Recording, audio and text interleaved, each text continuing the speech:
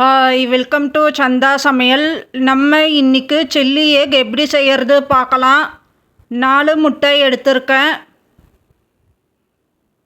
1/4 teaspoon மிளகுத்தூள் சேர்த்துக்கலாம். உப்பு தேவையான அளவு சேர்த்துக்கலாம். இப்போது பீட் பண்ணி எடுத்துக்கலாம். பீட் பண்ணி எடுத்திருக்கேன். பேன் சூடானதோ 2 டீஸ்பூன் அளவு எண்ணெய் சேர்த்துக்கலாம். இப்போது பீட் பண்ணி வச்சுருக்கிற முட்டை சேர்த்துக்கலாம். முட்டை ஸ்க்ராம்பிள் பண்ணிக்கலாம். பெரிய பெரிய பீஸாக இருக்கிற மாதிரி பண்ணிக்கலாம். இப்போது முட்டை ஒரு பிளேட்டுக்கு மாற்றிக்கலாம். மறுபடியும் அதே பேனில் 2 டீஸ்பூன் அளவு எண்ணெய் சேர்த்துக்கலாம். 2 பல் பூண்டு பொடியாக கட் பண்ணி சேர்த்துக்கலாம். பச்சை மிளகா 1 பொடியாக கட் பண்ணி சேர்த்துக்கலாம். இப்போது வதக்கிக்கலாம்.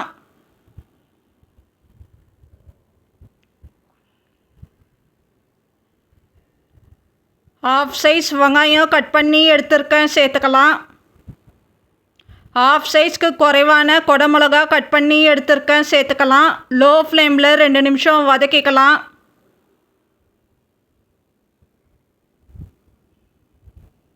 மூணு டீஸ்பூன் டொமேட்டோ சாஸ் சேர்த்துக்கலாம். 2 டீஸ்பூன் ரெட் சில்லி சாஸ் சேர்த்துக்கலாம். 1 டீஸ்பூன் டார்க் சோயா சாஸ் சேர்த்துக்கலாம். உப்பு தேவையான அளவு சேர்த்துக்கலாம். 1/4 டீஸ்பூன் மிளகாய்த்தூள் சேர்த்துக்கலாம். 1/4 டீஸ்பூன் மிளகுத்தூள் சேர்த்துக்கலாம். மிளகுத்தூள் சேர்த்துட்டு நல்லா மிக்ஸ் பண்ணிக்கலாம்.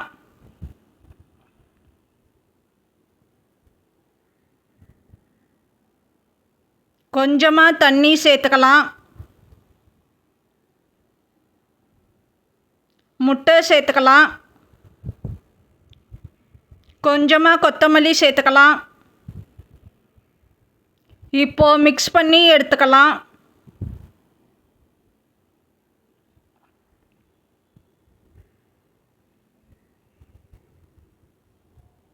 மிக்ஸ் பண்ணி எடுத்துருக்கேன். ஸ்டவ் ஆஃப் பண்ணிடலாம். இப்போ நமக்கு சில்லி எக் ரெடி ஆகிடுச்சு. இந்த சேனல் பிடிச்சிருந்தால் லைக் பண்ணுங்கள், ஷேர் பண்ணுங்கள், சப்ஸ்கிரைப் பண்ணுங்கள்.